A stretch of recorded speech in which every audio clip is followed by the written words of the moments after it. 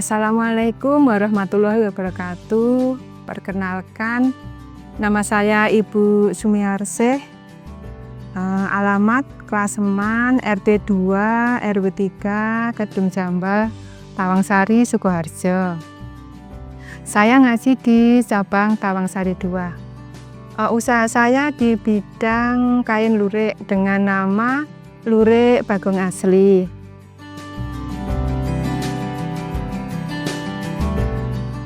Kalau mulai usaha ini kan usaha dari orang tua ya. Jadi saya meneruskan. Kalau dari orang tua itu sekitar tahun 1976, tapi itu juga tidak langsung terus berjalan gitu. Sempat berhenti, beralih ke bidang pertanian, baru dimulai lagi sampai sekarang. Kalau dulu kan saya bekerja di kantor gitu ya. Jadi saya belum membantu orang tua. Terus setelah tahun 2010 itu saya baru ikut membantu usaha bapak ibu ini. Jadi sejak tahun 2010.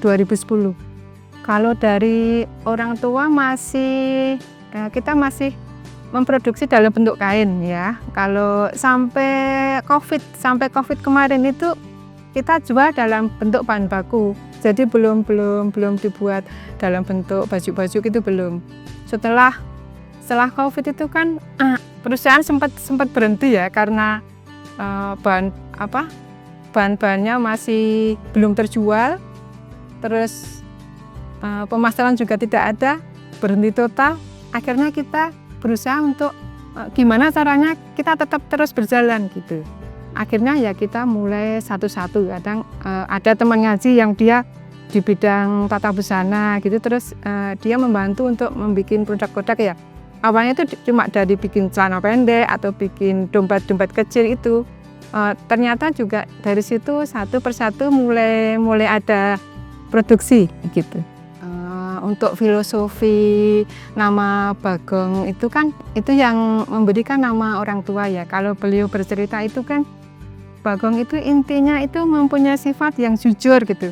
Jujur, sederhana, sama dengan kain lurik itu kan motifnya juga cuma lurus-lurus saja gitu. Lurus-lurus itu sederhana, identik dengan kesederhanaan gitu. Kalau awal dari tahun 2010 itu saya masuk ke produksi, Mas. Itu saya masuk ke produksi. Saya lebih fokus ke bagian pembuatan motif ya, karena itu ibaratnya paling sulit gitu untuk pembuatan motif. Tidak semua itu bisa, soalnya itu harus akhirnya juga harus jalan begitu ya, karena umpama ya untuk membuat kain dengan lebar 1 meter gitu kita harus perlu berapa ribu benang juga harus itu, makanya matematikanya juga harus jalan di situ. Jadi saya fokus di situ sampai COVID itu, jadi kita penjualan cuma khusus di kain saja gitu, sudah ibaratnya sudah tidak ada kendala di pemasaran sampai COVID. Setelah COVID berhenti, terus ya itu tadi baru membuat inovasi. Untuk inovasi produk-produk itu ya kita ngikuti pasar ya. Kadang pasar pengen butuh apa kita ngikutin gitu, ngikuti permintaan pasar. Kalau tidak terhitung gitu ya Mas, kalau motif itu kadang kita kreasi sendiri. Kalau dari awal dari orang tua itu memang sudah ada pakem gitu ya, kayak lurik ini motif kembang bayem, lurik ini motif kembang nanas, kadang ada yang kembang munggur gitu. Itu semakin kesini gitu, kadang permintaan pasar itu sekarang malah bikin yang lurik itu yang macam-macam gitu loh. Jadi kita nggak pakai pakem, asal pasar mau ya oke, kita buat gitu.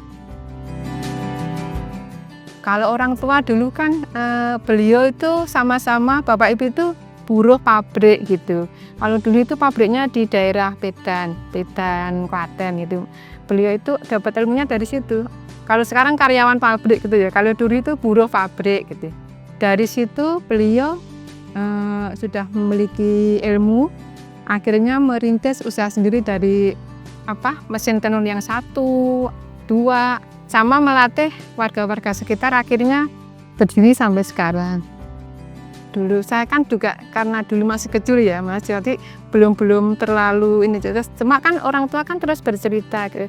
Awal mulanya itu tetap bercerita gitu. Kayak kalau sekarang mungkin ada training gitu ya. Itu ya ada tetangga-tetangga yang pengen belajar, pengen bisa, terus di training dengan orang tua. Dulu malah sudah banyak sekali gitu kalau karyawannya dulu itu. Malah mungkin bisa hampir 50 mesin tenun, mungkin malah lebih gitu ya dulu itu. Sebelum orang-orang di sekitar sini tuh mengenal merantau gitu. Sebelum mereka merantau ke kota, ke Jakarta itu mereka malah ikut buruh di situ. Jadi buruh tenun istilahnya gitu. Kalau setelah itu mulai berkurang itu karena mereka merantau ke kota besar gitu, ada yang dagang bakso, jual jamu gitu, ini agak berkurang. Kalau ini kan tenun lurik ini kan, kalau dulu kan memang terfokus di rumah produksi nggih, mesin tenunnya. Kalau sekarang itu malah rata-rata mesin tenunnya itu dibawa pulang, terus mereka istilahnya untuk samben gitu. Untuk samben mereka di rumah, kalau tidak musim ke sawah ya mereka nenun, kalau musim ke sawah mereka ke sawah gitu, jadinya kayak samben gitu untuk produksinya. Untuk produk sampai sekarang selain kain itu ya ini baju-baju jadi, tas, dompet, sepatu, dan kurang lebih itulah untuk souvenir juga gitu. Ya tadi yang saya ceritakan karena kepepet gitu ya, istilahnya sebenarnya COVID itu mungkin malah bisa membuat kita banyak inovasi sebenarnya. Karena COVID kemarin, karena pandemi kemarin kita terpacu. Jadi kalau kemarin kita hanya jual kain ya, kita sudah enjoy, ibaratnya kita berapapun produksi tetap laku, tetap terjual gitu. Dengan adanya pandemi kemarin malah kita terpacu untuk gimana caranya kita bisa produktif gitu. Akhirnya ya ini kita buat produk-produk jadi. Kalau proses pembuatan kain ludak sendiri itu kan awalnya kita dari benang ya. Bahan kita itu benang katun gitu. Dari benang katun yang berwarna putih itu terus di proses pewarnaan. Proses pewarnaan itu kalau kita mengistilahkan ya menter gitu, pewarnaan itu. Terus dari pewarnaan kan sampai menghasilkan benang yang sudah berwarna dan kering. Kita memang mengandalkan sinar matahari ya untuk proses pengeringan. Setelah siap benangnya itu nanti ada proses malet, proses ngerek gitu. Dari situ baru masuk ke proses pembuatan motif. Kalau proses pembuatan motif ini namanya proses penyekiran. Itu nanti kita menginginkan motif seperti apa di situ gitu. Setelah itu nanti ada masuk ke namanya bom. Bom itu kayak digulung gitu. Benangnya itu digulung, dari proses nyekir itu digulung. Terus baru proses ke penyucukan. Dari proses penyucukan itu kan dimasukkan satu-satu ke yang namanya alat gun. Ada juga yang sisir. Sisir itu nanti kepadatan kainnya itu seperti apa gitu. Jadi pengaruhnya itu. Ada sisir 60, sisir 56.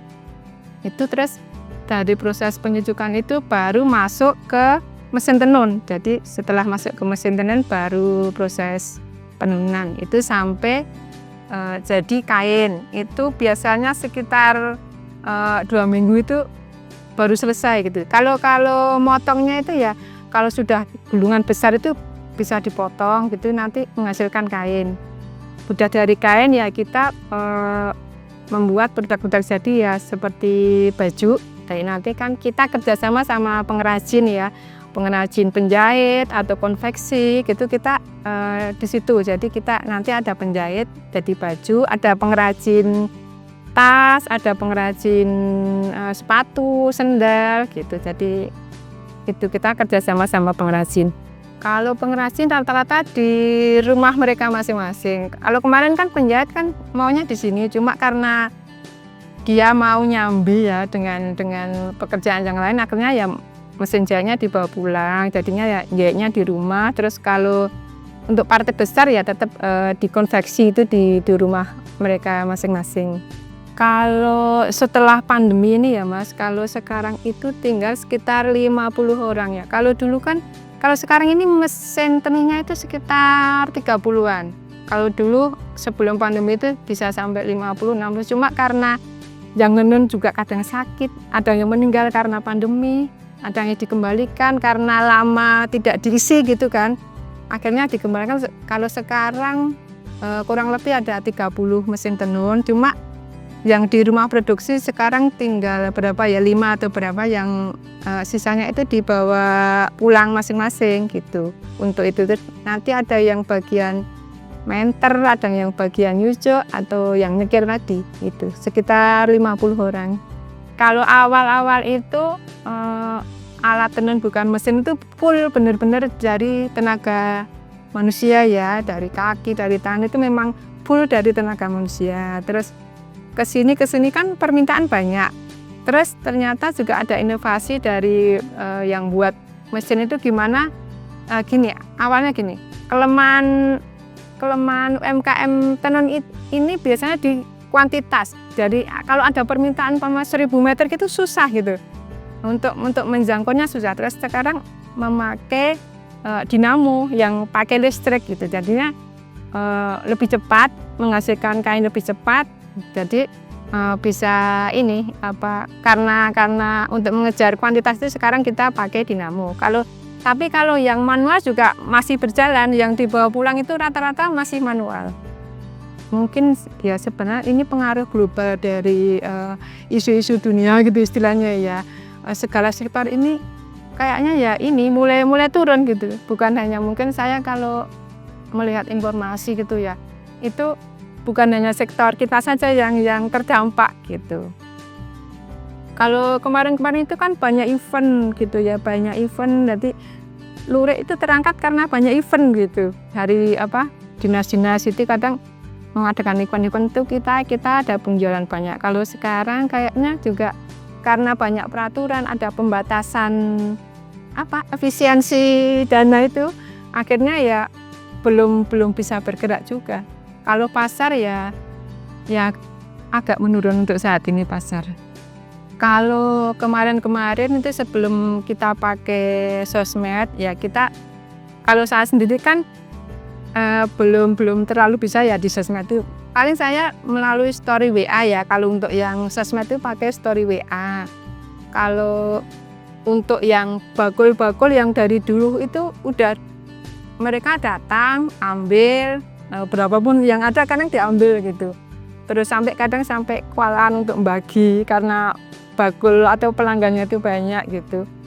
Itu rata-rata itu bakul-bakul pasar gitu. Mereka ambil kain, dibuat baju, masuknya ke Klewer, Bringharjo gitu-gitu. Kalau yang ke showroomnya sini tuh rata-rata ini dari pegawai pemerintah gitu. Pegawai pemerintah, guru, atau kadang komunitas-komunitas PKK gitu. Rata-rata yang sering pesen, sering itu yang sering beli. Untuk komentar pelanggan, alhamdulillah positif. Mereka puas, mereka suka, produk kainnya bagus, terus hasil jahitannya juga bagus. Alhamdulillah positif untuk komentar-komentar mereka.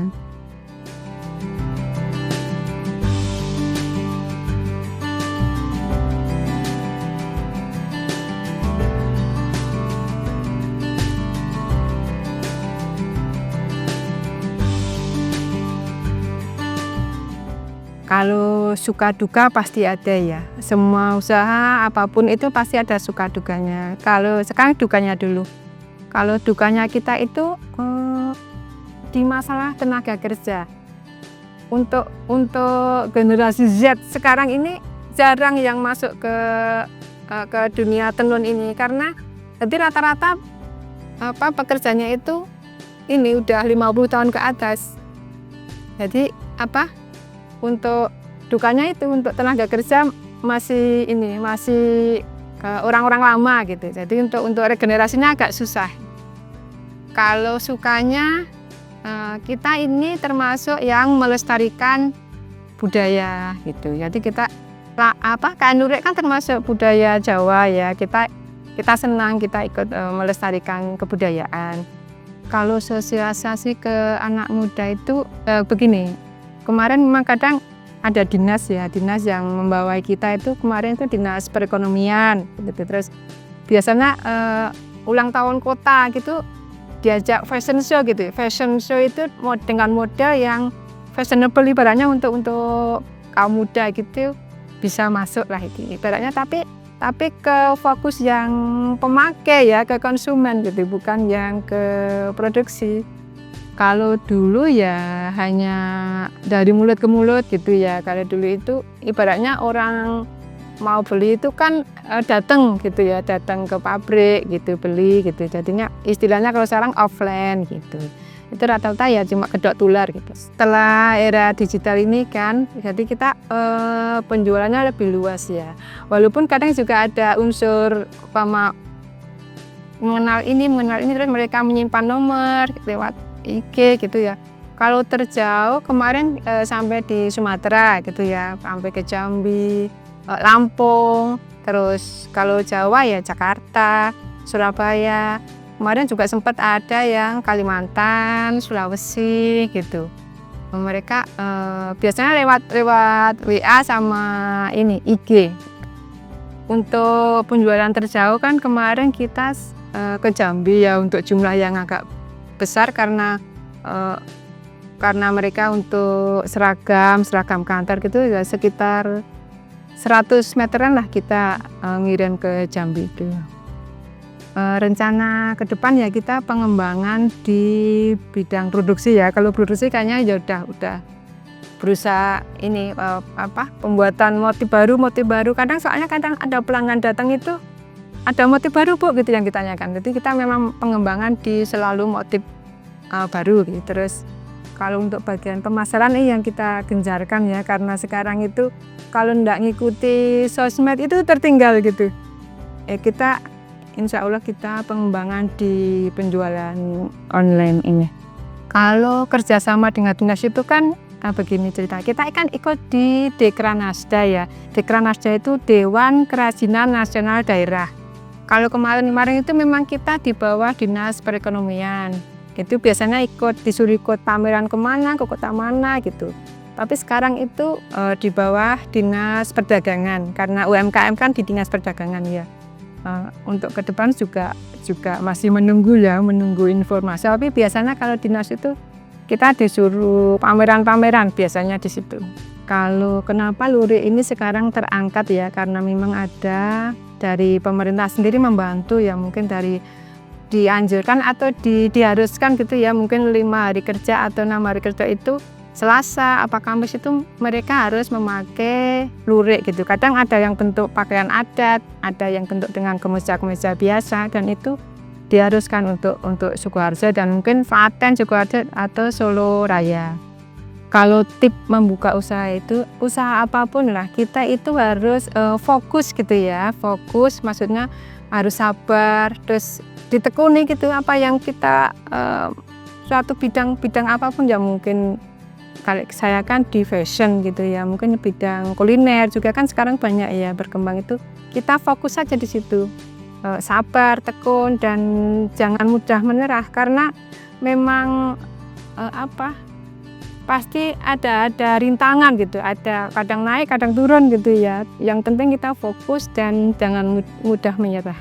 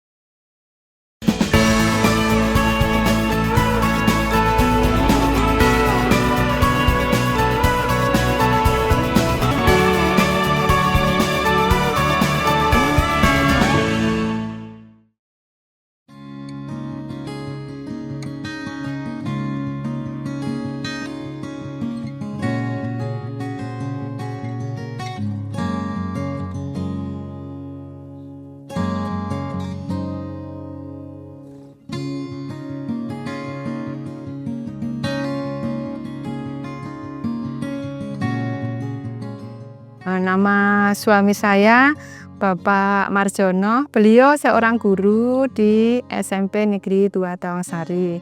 Kalau anak saya 2, yang pertama namanya Muhammad Guru Mahendra, yang insya Allah kan akan membantu saya ini ya untuk kedepannya. Terus yang anak yang kedua sekarang masih kuliah di UNS, dulu juga alumni SMA MTA ya. Terus sekarang kuliah semester 6 diambil di jurusan pendidikan di UNS. Untuk melibatkan anak saya yang pertama ini sejak dia di rumah, sejak menikah kan terus di rumah ya. Biasanya kan dia merantau, sejak kuliah memang dia sudah merantau gitu ke Sumatera, ke itu keliling-keliling karena tidak menetap ya. Intinya kemarin daerah Sumatera. Terus setelah menikah ya sebagai ibu kadang kalau bisa keluarga itu kan bersatu ya, kita bisa ngasih bareng, bisa pokoknya intinya sakinah mawaddah warahmah itu kalau tidak bersatu itu kayaknya juga kayak mustahil gitu. Jadi makanya tak suruh untuk mengembangkan ini, apalagi dianya kan background pendidikannya kan di IT gitu ya. Jadi mungkin apalagi sekarang juga bisa masuk ke ini digitalnya gitu. Kalau keluarga bagi saya itu sangat penting ya. Keluarga itu istilahnya bisa saling menyupport gitu, menyupport terus mengingatkan kalau kita lupa gitu ya.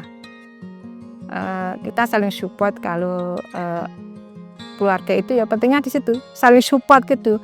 Kalau ada yang salah atau lupa ya diingatkan, saling mengingatkan begitu. Kalau saya masalah saya ngaji di MTA ini awalnya begini. Ini kan berawal dari bapak saya ya, almarhum bapak saya, Allahumma fir lahu warhamhu. Tahun saya lupa karena dulu saya kan masih bekerja di kantor ya, masih itu. Terus bapak saya itu sudah mulai mendengarkan radio gitu. Terus kadang cerita kalau pas kumpul hari Minggu gitu cerita. Terus saya ya ikut mendengarkan radio dulu gitu. Terus kalau beliau malah masih dulu kajiannya di Kemlayan, itu udah rutin ikut pengajian di sana. Terus setelah itu beliau mengajak saya untuk kajian yang sudah di Mangkunegaran ini. Itu kalau saya mulainya telah di Mangkunegaran.